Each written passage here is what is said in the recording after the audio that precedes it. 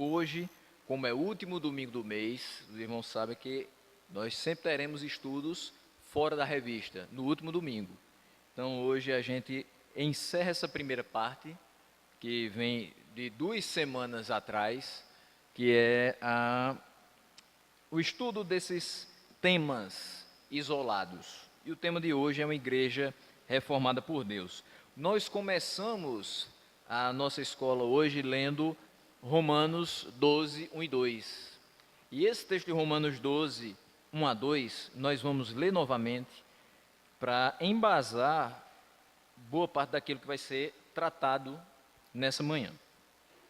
Então, o texto de Romanos 12, 1 e 2, você pode deixar aberto, diz: Rogo-vos, pois, irmãos, pelas misericórdias de Deus, que apresenteis o vosso corpo por sacrifício vivo, santo e agradável a Deus, que é o vosso culto racional. E não vos conformeis com este século, mas transformai-vos pela renovação da vossa mente, para que experimenteis qual seja a boa, agradável e perfeita vontade de Deus. É bem verdade que, se estamos acostumados a algumas outras versões, talvez essas expressões apareçam boa, perfeita e agradável. E talvez seja mais propagada essa versão. Mas tanto na nossa revista e atualizada, que comumente nós usamos, como na NVI, nós percebemos a expressão boa, agradável e perfeita. E entendo que nós concluímos que a vontade do Senhor é perfeita justamente porque ela se torna boa e agradável a nós. E semana passada, na pregação em 1 João, a gente via que os mandamentos do Senhor não são pesados. Então, nós entendemos que, de fato, Ele nos traz a sua perfeita vontade, porque ela é entendida no nosso meio como sendo boa e como sendo agradável. No texto que nós vamos comentar hoje, nós vamos voltar um pouquinho naquela época da Reforma Protestante. E quando olhamos para a Reforma Protestante, a gente precisa voltar pelo menos 2 anos. 2 anos atrás, 2017, foi um ano muito especial na vida de várias igrejas, principalmente das igrejas chamadas reformadas. Por quê? Porque fazia 500 anos da Reforma Protestante. Foi em 31 de outubro de 1517. Então, nós vimos e talvez até participamos, espero que você tenha participado, de alguma conferência, de alguma pregação, de algum seminário relativo à Reforma Protestante, que comemorasse esses 500 anos de reforma. Ao redor do mundo houve muitos encontros. Lá em Campina Grande a gente teve a oportunidade de estar muito perto do nosso irmão Altair Costa, que trabalha na Livraria 316, e lá em nossa igreja congregacional de Campina Grande, foi a sede de um seminário da Reforma. Então estivemos ali 3 dias, não somente em nossa igreja, mas também na primeira igreja batista. Então tivemos encontro de líderes, tivemos seminários. Pastor Jamerson, que esteve aqui conosco, foi um dos preletores, e pastor Helder Cardim, lá de São Paulo, foi o outro preletor. E tivemos a oportunidade de pensar a respeito dos valores da reforma, o que foi trazido de volta pela reforma, que os crentes daquela época tinham perdido. E de fato tinham perdido muita coisa. E por que foi necessário uma reforma? Por que foi necessário Deus mover o coração de tantas pessoas para que se chegasse a 31 de outubro de 1517? Colocar tudo na conta de Lutero é ser, no mínimo, desonesto. Antes dele, muitos estavam trabalhando para que a reforma pudesse acontecer. E não somente esses que vieram antes, mas Deus vinha preparando o cenário para que a sua igreja, de fato, fosse levantada. Então nós ouvimos muitas mensagens e sermões acerca dos pilares da reforma, acerca dos fundamentos cristãos e do modo como viver esses princípios que são bíblicos desde 2000 anos atrás e hoje continuam sendo bíblicos. A Reforma Protestante trouxe à igreja de volta a centralidade das Escrituras. Um dos motes da Reforma Protestante foi sola Scriptura. Somente a Escritura, somente a Bíblia. Porque não é de hoje que pessoas fazem as suas interpretações, as suas pregações fora da Bíblia. É a Bíblia e mais alguma coisa. É a Bíblia mais o livro de alguém. É a Bíblia mais meu entendimento, minha preferência. E os reformadores trazem isso de volta. Nós precisamos pregar a Bíblia, e a Bíblia somente. E isso é muito importante, porque as verdades contidas na Bíblia libertam o pecador. Qualquer outra coisa não tem o mesmo poder que a Bíblia tem de libertar o pecador. A história que é contada na Bíblia não está solta, não foi criada ao acaso. Tudo aqui é muito bem amarrado, e nós entendemos que de Gênesis a Apocalipse o tema central é Cristo. Nós vemos que debaixo da intervenção e da soberania de Deus, tudo é conduzido para o seu eterno propósito. Tudo que é feito pela vontade de Deus. Mas 500 anos depois, quando a gente olha para tudo, agora quase 502 anos depois, quando a gente olha para o contexto que está vivendo, a igreja parece que está precisando de uma nova reforma. Ou melhor, parece que a igreja está precisando voltar e olhar para aquela reforma. E ver o que a gente pode aprender com o que aconteceu no século XVI. A gente não vai voltar a viver o século XVI. Ninguém vai obrigar os membros das igrejas evangélicas de hoje a serem novos puritanos. Ninguém vai obrigar as pessoas a agora andarem com as suas vestes medievais e tentar ter vidas mais santas por causa das vestes medievais. Mas nós precisamos de uma reforma do nosso coração, todos os dias. Precisamos ser cada vez mais crentes santos, porque o Senhor a quem servimos é santo. Então, ao longo dos anos, a gente observa que a igreja cristã tem perdido um pouco da sua identidade. Falava com colegas há anos atrás, que se você for para Campina Grande e você olhar para uma igreja congregacional, você vai ver uma coisa. Vou dar só um exemplo. Se você for para um bairro, você vai ver uma coisa. Se você for para o bairro vizinho, você já vai ver coisa diferente. Não precisa ir muito longe. Se aqui em Itaperuá a gente tivesse duas igrejas congregacionais, talvez uma seria diferente da outra. E isso não depende muito da questão histórica, isso depende da questão atual. A igreja tem a sua cara, tem a sua identidade, mas é fato que cada pessoa que vem e lidera a igreja traz um pouco de si. Então tem igreja que é muito a cara do seu pastor. Já tem igreja que é independente, pode passar 20 pastores, ela tem aquele formato. Fato é que a gente não vê uma uniformidade na igreja cristã. Nós temos diferenças no batismo, na liturgia, nos cânticos, nas vestimentas, na forma de interpretar determinados textos. A igreja é muito dividida. Mas a questão da reforma não é por conta disso, é porque são as consequências disso. As diferenças que nós temos fazem com que uma pessoa abra demais o leque de oportunidades dentro do culto e que outros fechem demais. E a gente nunca tem um equilíbrio. Então tem culto que vai ser liberal demais, aberto demais, e deixa de ser centralizado nas escrituras. Já tem culto que é fechado demais, que parece que nem as escrituras a gente pode usar, porque tem que ser daquele jeito que fulano disse e não pode sair dali, porque se sair dali está errado. Então a gente precisa chegar ao ponto. Qual é o ponto? O ponto é o que a escritura diz, eu faço, o que ela não diz, eu não posso fazer. Não é a regra humana. A reforma não trouxe a regra humana, a reforma trouxe a regra, é a palavra de Deus, a única regra de fé e prática. E aí, ao longo desses anos em que a gente vai vendo a perda da identidade da igreja cristã, quais são algumas coisas que a gente tem visto? Novas ideias têm surgido no seio das comunidades. Faz muito tempo que a gente vem percebendo que para fazer culto de jovens a gente tem que ter um jogo de luz. Talvez a gente substitua esse espaço aqui por um latão, um tonel aqui de ferro. escrito Jesus, uma cruz no meio, e agora eu vou pregar em cima do latão. Porque é uma coisa mais despojada, mais jovem, mais interessante, mais atraente. Mas, sinceramente, se algo pode ser mais atraente do que essa palavra, então nós não somos cristãos. Se uma luz te atrai mais do que a palavra, então você é o irmão da luz, não o irmão da Bíblia. Se a estrutura física de um templo lhe chama mais atenção e lhe prende aqui, muito mais do que a palavra que é pregada, alguma coisa está errada.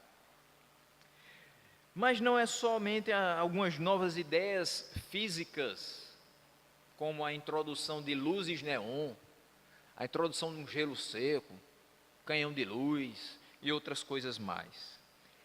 Nós temos problemas principalmente aqui, na mente. As ideias que são surgidas em vários locais e que são trazidas para dentro da igreja. Nós temos já há um bom tempo o entendimento de que nós podemos receber qualquer pessoa na igreja como congregada, posteriormente como membro, mas há de se ter um cuidado.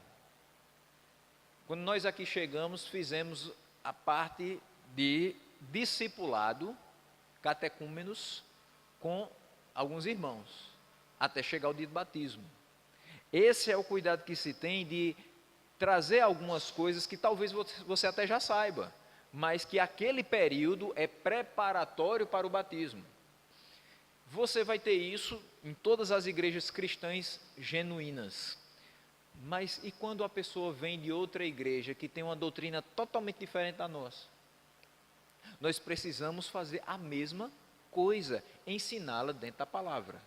Tem coisas que ela vai saber? Sim, óbvio, mas tem coisas que ela precisa se adaptar àquela nova realidade. Para não ser muito extenso, só uma questão básica. Se eu era batista, eu fui batizado por imersão. Mas quando eu chego na igreja congregacional, eu preciso me acostumar que o batismo agora é por aspersão. Então eu vou entender que quando os irmãos forem batizados, o meu batismo não foi mais certo do que o deles. Mas isso eu preciso ser ensinado. Porque se eu não for ensinado, talvez quando eu estiver no culto do primeiro batismo, depois que eu comecei a congregar, eu vou achar tudo muito estranho. Então eu preciso ser avisado antes, eu preciso ser ensinado e corrigido antes. Existe uma coisa terrível na igreja de hoje chamada pelagianismo. Talvez você nunca escutou essa palavra, ou já escutou e talvez não lembre. Eu vou relembrar. Pelagianismo é aquilo que traz a ideia de que o homem não é totalmente mau. Ele ainda tem algo de bondade dentro de si. Isso o capacita a fazer escolhas, inclusive quanto à sua salvação. Então o homem não está morto em seus delitos e pecados, ele está enfermo, ele está doente. E se ele estiver em Cristo, ele tem condição de escolher salvação ou não. Ele é talvez o autor do seu destino. Isso quem falou foi Pelágio. E Pelágio foi muito criticado em relação a isso. E nós hoje consideramos isso como uma aberta heresia, porque o homem não tem um pingo de capacidade de dizer se pode ou não ser salvo. Tudo é graça de Deus. Eu não posso ser mais importante do que o sacrifício de Cristo. Então nós criticamos e rejeitamos o ensino do pelagianismo. Tem outra questão que é muito propagada, a gente já falou muito sobre isso, e não é bom dar ibope para coisa que não presta. Teologia da prosperidade, que eu não chamo nem de teologia, é ideologia da prosperidade, porque teologia sai da Escritura, e essa prosperidade que se prega por aí não sai da Escritura, então não dá para chamar de teologia. Mas a ideologia da prosperidade adentrou as igrejas do Brasil, no meio para o final dos anos 80, de forma muito avassaladora. Ela já existia há um pouco mais de tempo, mas ela entrou de forma avassaladora no finalzinho dos anos 80, e muito em função dos televangelistas. Talvez você, no comecinho da caminhada cristã, escutava alguns pregadores na televisão, principalmente no final de semana, pela manhã, passavam muitos deles, E alguns se colocavam como os mensageiros dessa prosperidade, que a gente sabe que a palavra fala de prosperidade, mas que tipo de prosperidade se fala? Toda sorte de bênçãos espirituais nas regiões celestiais. Essa é a maior prosperidade que nós temos. Agora, quando alguém começa a falar, se você vier aqui e fizer tal propósito, você dá tanto, recebe tanto, começa a ficar estranho. E foi isso que entrou na igreja brasileira e na igreja mundial, né? Você tem o teísmo aberto. Eu tive a oportunidade de, exatamente em 2017, dar uma palestra sobre teísmo aberto na Igreja Batista, lá em Campina Grande, Igreja Batista Getsemane. E o teísmo aberto é aquilo que tira da palavra de Deus o seu caráter miraculoso. Os defensores do teísmo aberto entendem que tudo que está escrito aqui em relação a milagres é mito. São palavras no sentido figurado, não aconteceu de fato. É só para que a gente tenha uma impressão ou um vislumbre do que é o poder de Deus, mas não é exatamente isso aqui. Ele não curou ninguém de cegueira com o lodo que fez no chão. Ele não partiu o mar vermelho ao toque do cajado de Moisés. Então, eles questionam muito o sentido dos milagres, e isso aí aproxima eles do liberalismo teológico, mas também os teístas abertos, eles têm a ideia de que você é coautor da sua história, ou seja, Deus criou você, escreveu um pedaço da sua história e depois deixou que você fizesse o resto. Então ele se afasta da criação e permite que o homem construa o seu futuro. Isso daí também é uma heresia, porque os nossos dias, todos eles estão contados e determinados por Deus. Eu não posso chegar aqui e dizer, meus irmãos, nós fazemos a nossa história. Não, quem faz a nossa história é Deus. Agora a gente faz o melhor da história que Deus escreveu. Ou seja, a gente se comporta como quem de fato vive na dependência de Deus, sabendo que a nossa história já está determinada, que não existe essa coisa de, depende do que eu fizer, aí o meu destino será diferente. Não, não depende do que eu fizer, meu destino será diferente. Eu não tenho como mudar o que Deus já determinou. Então, isso, no finalzinho a gente abre para perguntas. Tá? Lembre, viu? Para que a gente não perca o raciocínio, eu sempre peço que seja no final. Hoje eu esqueci de falar, tá bom? Então veja, quando nós olhamos para isso, classificamos como heresia. Por quê? Porque quem faz a nossa história é Deus, e eu não tenho poder de mudar qualquer coisa dessa escritura. Outro ponto é o marxismo cultural. Eu vou pular o liberalismo, que a gente já falou, mas tem o marxismo cultural. Marxismo cultural é a coisa mais danosa desses últimos anos. Porque, em nome de uma melhora social, o nosso país se entregou aos piores anos que nós poderíamos ter vivido. E ainda hoje, nós estamos sofrendo os resquícios de um programa de poder que acabou com esse país. E acabou com a nossa mente. Quantos jovens que hoje aprendem que não se nasce homem e nem se nasce mulher, é uma construção social. Quantos jovens que acham que você pode muito bem viver de forma social igual a seu irmão, mas não entende que lá no poder, lá na cúpula governamental, todo mundo está ganhando muito mais do que você. É socialismo para o povo. E é socialismo nivelado por baixo, nunca para cima. Infelizmente, o marxismo cultural é algo que vem impregnando as nossas universidades e escolas. Os livros acham que Marx foi alguém fantástico, que Lenin foi não um ditador, mas foi um pacifista. E acham que a gente é que está vivendo ditadura. Mas ditadura que mata 100 mil é ditadura. Ditadura onde não se morre não é ditadura. Ditadura onde a gente abre igreja e prega a palavra tranquilamente Não é ditadura. Igrejas nunca foram fechadas no Brasil por conta de governo, e graças a Deus por isso. Mas estava bem pertinho se continuássemos por onde estávamos andando. Por conta do marxismo cultural. Marx olha para as pessoas da sua época e diz: a religião é o ópio do povo.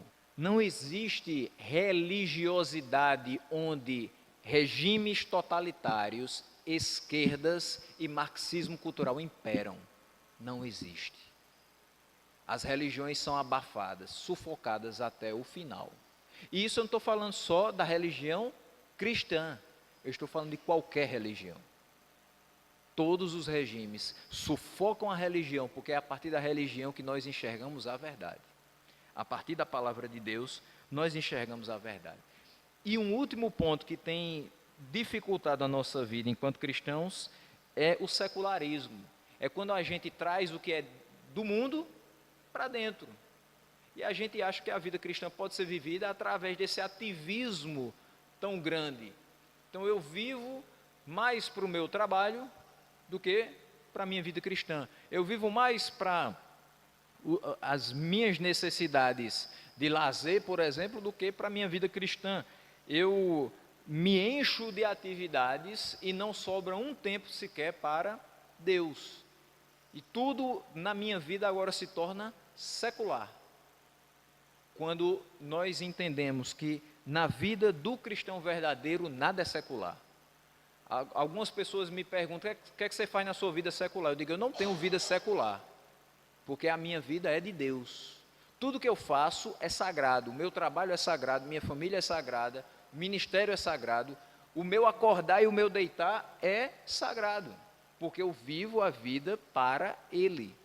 Então, quando vivemos a vida para Deus, nada é secular. A diferença que se faz é: minha profissão é professor, minha vocação é o ministério pastoral. Essa é a diferença. Mas o secularismo tira essa questão solene e sagrada das nossas vidas. E isso corrompe a nossa sociedade.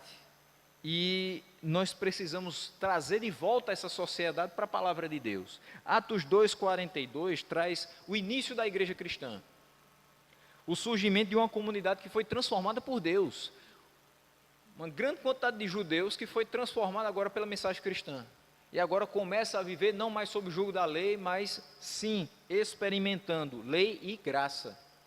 E esse texto fala dos primeiros convertidos à mensagem de Jesus. E essa mensagem é proclamada pelos apóstolos. Qual era a identidade dessa igreja que recebe essa mensagem dos apóstolos? Quais eram as marcas dessa igreja? A primeira delas é a perseverança. Vamos abrir lá em Atos 2, a partir do 42, para acompanhar essas marcas da igreja cristã. As marcas que ainda hoje devem nos seguir. Atos 2:42.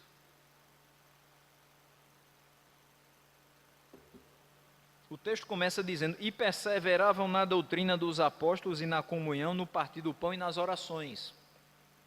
Então, primeira marca deles é a perseverança. O texto já começa com perseveravam. As pessoas que ouviram a mensagem do Evangelho, creram nessa mensagem e se engajaram no propósito de viver dentro de uma comunidade, o reino de Deus. Então, essas pessoas não somente ouviram, se aproximaram naquele primeiro momento, mas depois foram viver suas vidas. Elas se engajaram no projeto de Deus de expansão do reino. Eles estavam dentro daquela igreja, mas eles também estavam trabalhando para que outras surgissem. Segundo ponto, firmeza na palavra de Deus. É a segunda marca que essa igreja vai ter. E quando é que a gente vê isso? Perseveravam em quê? Na doutrina dos apóstolos. Então, é por meio da palavra e da mensagem de Cristo que as pessoas se voltam a Deus. Como é que eu quero que as pessoas sejam salvas, mas eu não apresento essa palavra? Eu quero muito que meu colega de trabalho seja um crente verdadeiro, mas eu não prego para ele e eu não mostro a palavra de Deus. Aí vai ser difícil dele ser convertido pelo Senhor. Talvez um dia ele diga assim: eu me converti, Do mesmo jeito que veio fácil, essa conversão ela vai fácil, porque ela não é uma conversão baseada na palavra. Veja que essa igreja perseverava na doutrina dos apóstolos. Não era uma coisa que assim, uma vez por semana, só para cumprir a tabela, ele abria ali no Salmo 23 e lia ele todo. Não era uma coisa que ele deixava na cristaleira da sua casa aberto o Salmo 91, em algum canto ali, para proteger a casa. Não, eles perseveravam, eles liam, meditavam, estudavam, memorizavam e aplicavam a palavra de Deus. Toda a Escritura é divinamente inspirada e proveitosa para o ensino, para a repreensão, para a correção, para a educação na justiça, a fim de que o homem de Deus seja plenamente capacitado para realizar toda boa obra. É isso que diz 2 Timóteo 3,16. Então, essa igreja traz para a gente a ideia de que precisamos estar firmados na palavra de Deus. Tem uma terceira marca, são 7 no final. A terceira marca, ainda no mesmo versículo, perseveravam na doutrina dos apóstolos e na comunhão. Na comunhão.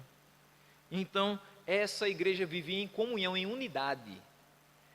Aquilo que nós fazemos quando estamos juntos pode ser chamado de comunhão, mas pode ser chamado só de ajuntamento.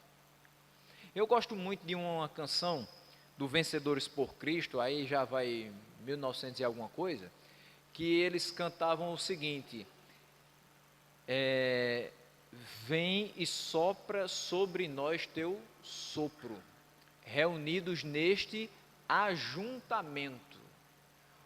É uma oração, é uma canção em forma de oração. Na realidade, do contrário, uma oração em forma de canção que a gente, quando canta, está pedindo que o Senhor, através do seu Santo Espírito, seja soprado sobre nós. E que nesse mover do Espírito, o ajuntamento que nós temos vire comunhão.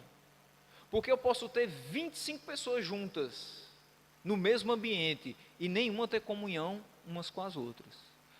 Veja só, você está na fila do banco, tem 25 pessoas, você não conhece ninguém. Qual a comunhão que você tem com elas? Nenhuma. Mas você está junto, não está? No mesmo ambiente? Eu posso ter isso dentro da igreja. Isso é extremamente nocivo. É você ter 100 pessoas dentro da igreja, mas ninguém tem comunhão umas com as outras. Ninguém se une, ninguém sabe a necessidade um do outro, ninguém ora uns pelos outros, ninguém persevera junto nessa doutrina. Então essa igreja traz para a gente a marca de que nós precisamos estar juntos e em comunhão. Essa comunhão só pode ser promovida por Deus. Eu posso ter momentos em que eu junto os irmãos e a gente tenta promover a união. A união nós podemos, mas essa união com a presença do Espírito se torna comunhão. É quando um coração vai estar junto do outro, é quando a mente do outro vai estar com o mesmo propósito da minha mente, é quando a gente vai estar unidos por um só Espírito e um só Senhor. Aí a gente se torna um só corpo de Cristo. Essa igreja tinha um alvo apenas: ser parecido com o Senhor. É por isso que ela perseverava na doutrina dos apóstolos e na comunhão.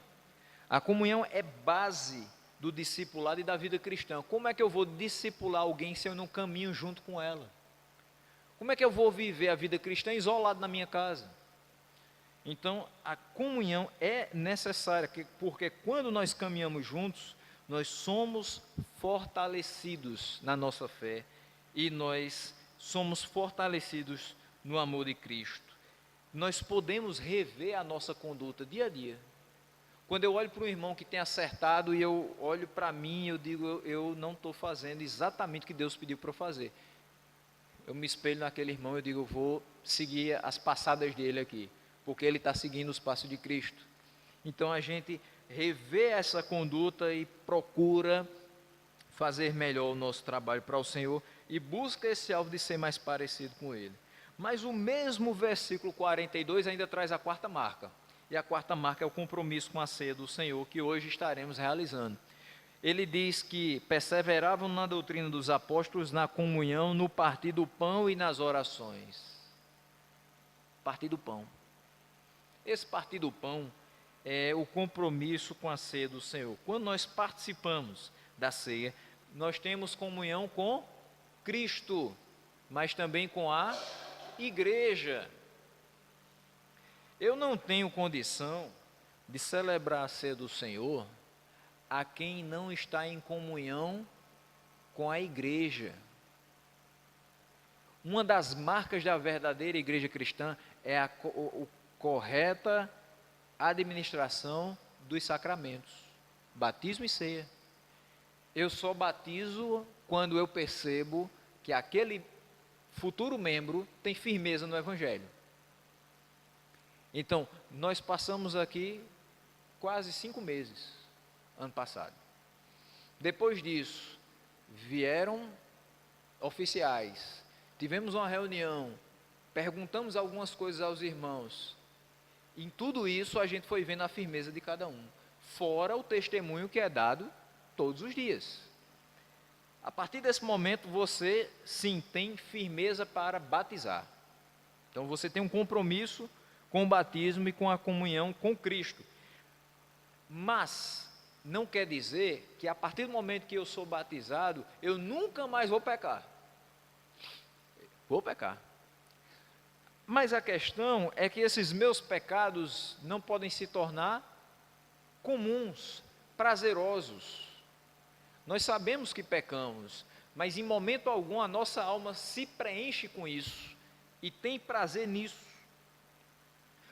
Quando nós, infelizmente, percebemos alguém na comunidade que tem prazer numa vida de pecado, não há mais comunhão, porque se eu busco com muito esforço ter uma vida de santidade, eu não posso estar junto de quem não busca da mesma forma. Então, ceia do Senhor é comunhão com Cristo, mas também com a igreja de Cristo.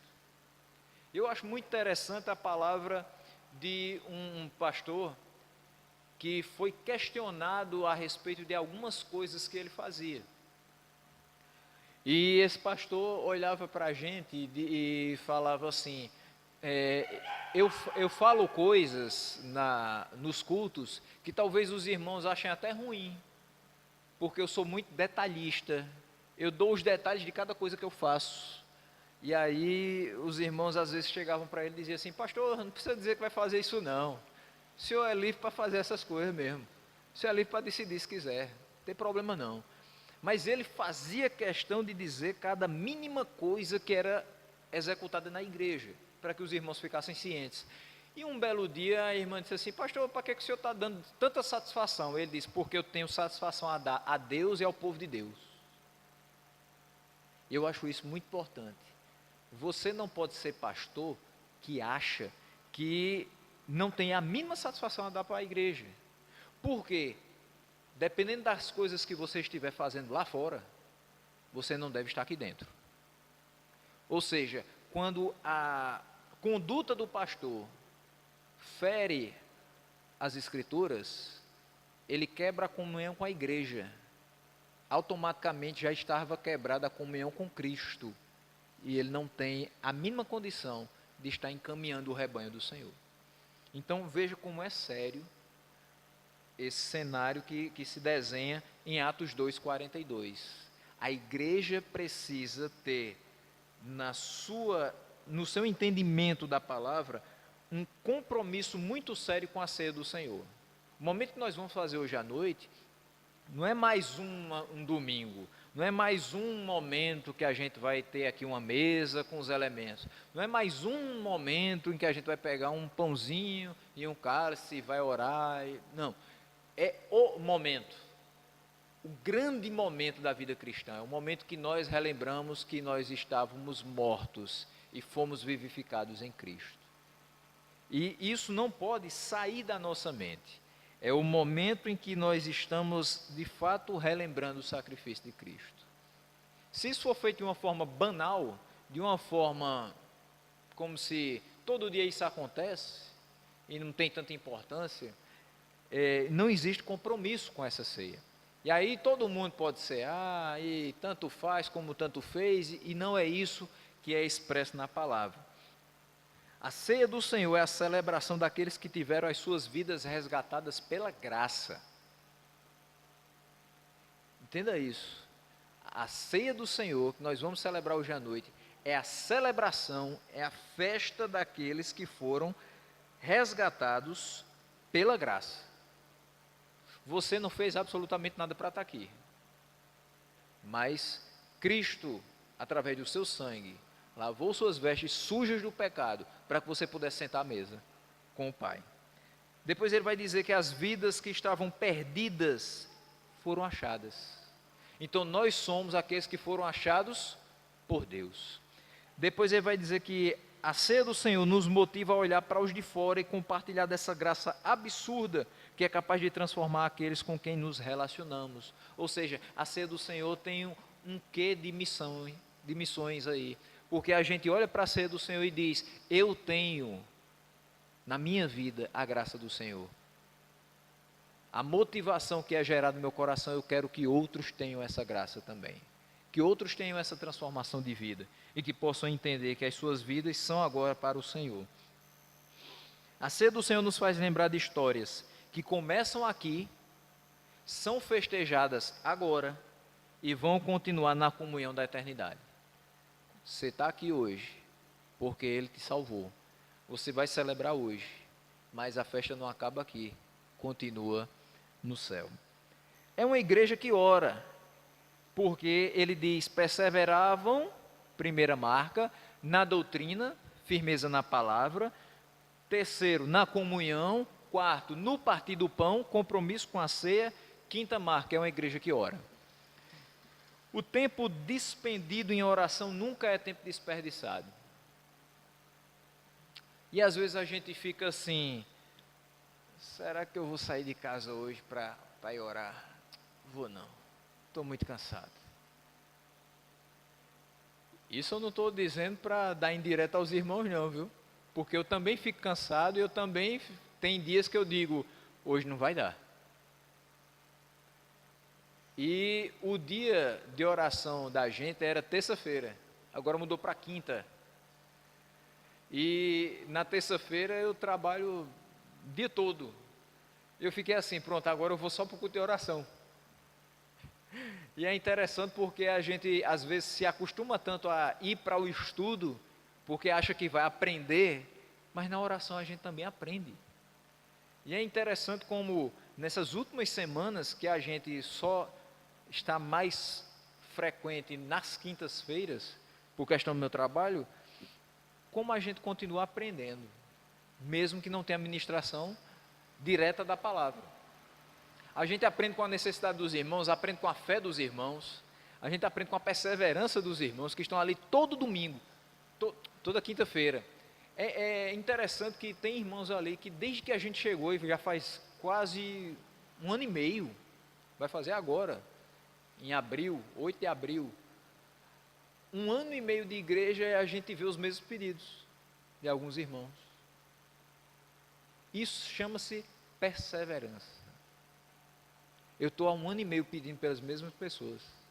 Eu estou há 1 ano e meio trazendo o mesmo anseio do meu coração, para que os irmãos já decoraram qual vai ser meu pedido, mas eu estou falando a mesma coisa. Isso tem sido muito interessante, porque alguns deles estão orando pelos seus filhos que estão fora da igreja. Alguns deles estão orando pelos seus irmãos que ainda não foram convertidos. Alguns deles estão orando por doenças que ainda não foram curadas. E já faz tempo. Talvez a gente olhe assim: meu Deus do céu, já vim para umas 50 reuniões de oração, o irmão só pede a mesma coisa, mas é o que ele precisa. Há 50 reuniões de oração ou muito mais. Talvez antes de eu chegar lá, ele já estava pedindo a mesma coisa. Quantas pessoas passaram 20 anos pedindo a mesma coisa, até o dia que foi o tempo de Deus? Essa igreja nos mostra que precisa ser perseverante na oração, porque não importa o nosso tempo, é sempre no tempo de Deus. E o tempo que nós passamos em oração nunca é um tempo desperdiçado. Às vezes a gente olha assim: eu não posso parar para orar não, porque eu tenho muita coisa para fazer. E se eu parar 10 minutos para orar, é 10 minutos que eu já perdi de fazer as coisas. Não, 10 minutos que você ganhou. Depois que você terminar de orar, você vai fazer com muito mais disposição e muito mais tranquilidade. O coração livre e sem peso consegue trabalhar muito mais facilmente do que um coração pesado que transforma todo o seu corpo em um corpo esmorecido. Spurgeon dizia o seguinte: algumas vezes nós pensamos estar ocupados demais para orar. Isso é um erro, pois orar é poupar tempo. Veja só. E existe um dos livros que quero em breve ler, é ocupado demais para deixar de orar. Então, quando a gente olha para essa frase do Spurgeon, a gente pensa que está ocupado demais para orar. Eita, não vai dar tempo não, hoje não dá para separar 10, 15 minutos, hoje não dá para parar as atividades, eu tenho que fazer algumas coisas, eu tenho que entregar alguma coisa que está na minha responsabilidade, mas é um erro achar que está ocupado demais, porque orar é poupar tempo. Às vezes a gente passa um dia todinho pensando como é que vai resolver amanhã determinada questão, e a gente chega no final do dia e não resolveu. E não sabe o que vai fazer no outro dia, porque a gente ficou pensando nas alternativas que as nossas mãos podem alcançar, mas a gente não pensou na alternativa que a mão de Deus pode fazer. Então, quando a gente ora, a gente poupa tempo, porque a gente diz: Senhor, está nas tuas mãos, o que tu fizeres, está feito. Então, eu não fico mais me preocupando excessivamente com o que eu vou fazer, eu poupo tempo. Eu não passo um dia pensando no que vai acontecer amanhã. Eu deixo nas mãos do Senhor e eu descanso de fato. Porque a oração me dá essa tranquilidade. Quando nós oramos, nós buscamos a vontade de Deus. Entregamos o nosso futuro a Ele. Nós colocamos a nossa confiança e a nossa dependência nele. Quando nós oramos, nós temos nas mãos um instrumento poderoso para que a vontade de Deus seja feita na terra. É por isso que nós oramos: Senhor, seja feita a tua vontade. Penúltima marca, essa é uma igreja que era atenta às necessidades. Uma igreja reformada por Deus é atenta às necessidades. Veja o que diz o versículo 43.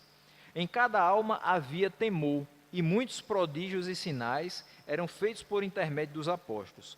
Todos os que creram estavam juntos e tinham tudo em comum. Vendiam as suas propriedades e bens, distribuindo o produto entre todos à medida que alguém tinha necessidade. Isso aqui vai totalmente de encontro, ou seja, contrário ao marxismo cultural. Você divide com todo mundo segundo tem necessidade. Não sai distribuindo loucamente, sem pensar no que está fazendo. Vendiam as suas propriedades e bens, mas não era para dar esse dinheiro a qualquer pessoa. Não era para botar no banco para render mais, para ficar milionário, bilionário, trilionário, não. Eles distribuíam o produto dessas vendas entre todos. Ou seja, a ideia é que ninguém fique em necessidade, que ninguém passe por privações.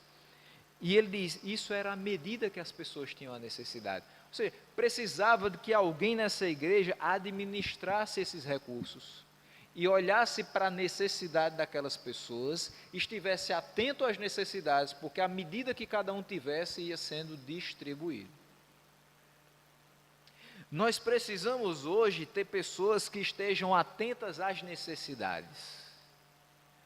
E uma pessoa atenta às necessidades transforma essa igreja numa igreja atenta às necessidades.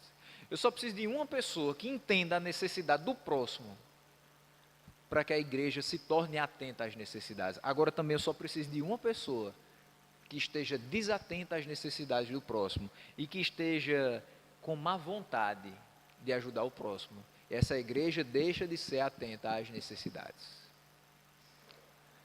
Quando a gente olha assim, tá bom, a gente já ajudou demais. Olha que coisa. Essa palavra mina a força da igreja em ajudar o próximo. De fato, tem pessoas que na vida a gente ajuda muito.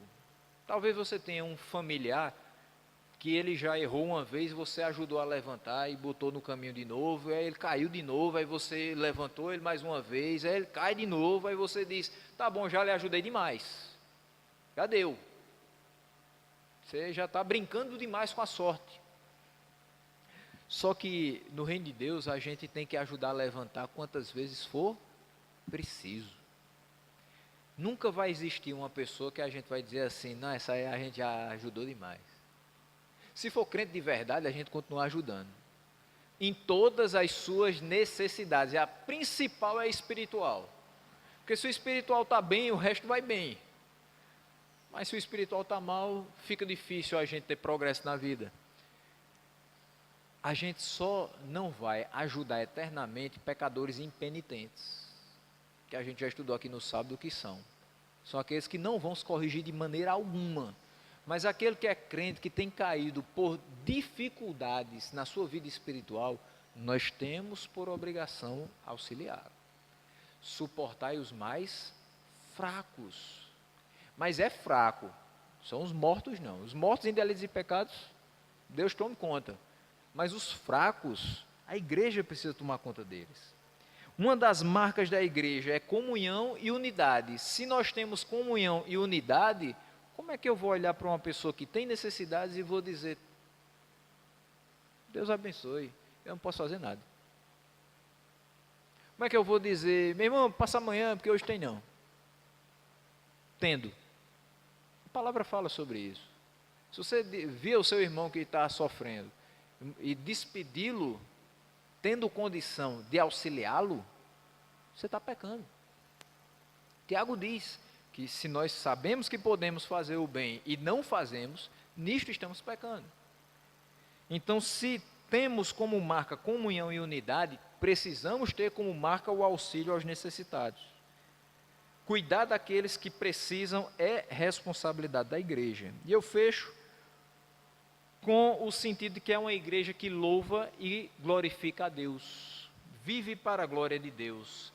Veja o que diz o 46 e o 47. Diariamente perseveravam unânimes no templo, partiam pão de casa em casa e tomavam suas refeições com alegria e singeleza de coração, louvando a Deus e contando com a simpatia de todo o povo. Enquanto isso, acrescentava-lhes o Senhor dia a dia os que iam sendo salvos. Era uma igreja que fazia gosto de estar dentro. Era uma igreja que as pessoas convidavam e os outros vinham. Não era aquela igreja que você dizia, vamos lá na igreja, vai ser tão bom hoje à noite. E a pessoa diz, Deus me livre. Para aquela igreja, vou nada. Não. Deus me defenda de ir para um canto daquele. Não. Era uma igreja que as pessoas diziam assim, você quer ir hoje à noite? Vou. Estava só esperando o convite para ir. Porque era um povo que tomava suas refeições com alegria. Ser crente não é ser carrancudo. Ser crente não é viver com a cara fechada o tempo todo. Com a Bíblia debaixo do braço dizendo, eu sou santo, eu sou crente. Não. Já tive pessoas que trabalharam comigo e as pessoas diziam assim, rapaz, fulano é crente mesmo, porque é tão diferente de você, você é tão alegre, você realmente mostra que tem coisas boas na sua vida, que Deus faz pela sua vida, mas fulano só vive com a cara fechada. Parece que está com raiva do mundo, parece que acordou com o pé esquerdo. Não acorde com o pé esquerdo nem com o direito, não, acorde com os dois, porque se for com um só cai. Então não faça isso. Mas é interessante como as pessoas se preocupam em mostrar uma certa seriedade, como se isso fosse igual à santidade. Não é. A santidade é vivida em alegria, a alegria de que eu estou acertando para a glória de Deus. Isso, de fato, é o que nós precisamos para viver para a glória de Deus, é agradecer por tudo. Até se você ganhar um guardanapo usado, agradeça a Deus. O que eu vou fazer com o guardanapo usado? Dobra e usa o outro lado. Em tudo Deus providencia para a nossa vida. Ah, mas eu só tenho um pão, tem 3 pessoas aqui.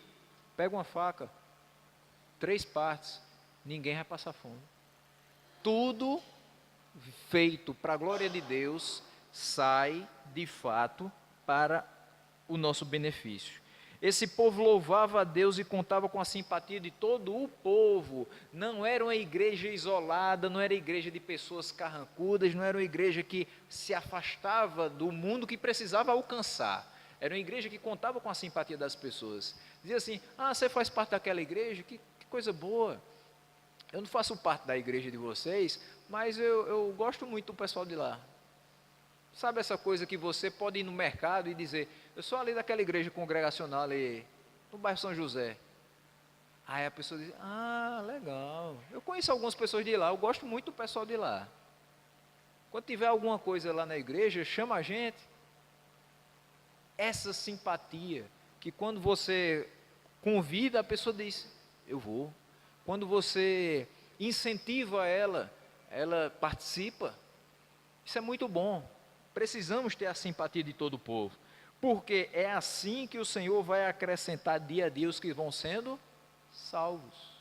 Mas se a igreja não tem a simpatia do povo, como é que pode ter abertura à pregação? Se não tem abertura à pregação, como as pessoas ouvirão o Evangelho? Se não ouvirem, como crerão? E se não crerão, como invocarão? E se não invocarão, como serão salvos?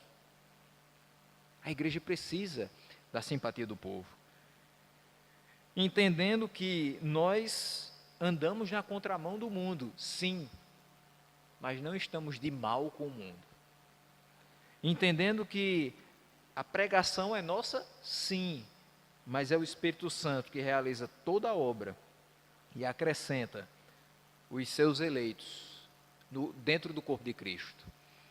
Então, nessa manhã, quando nós olhamos para uma igreja que foi reformada por Deus, nós olhamos para uma igreja que segue exatamente o que está na palavra.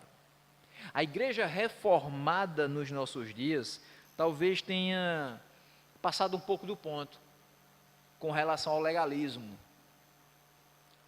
Coisas do tipo salmodia exclusiva, mesa restritiva, somente para quem é membro daquela igreja. Coisas que não valem a pena. Mas a igreja reformada por Deus é a igreja que segue sua palavra e respeita a sua voz.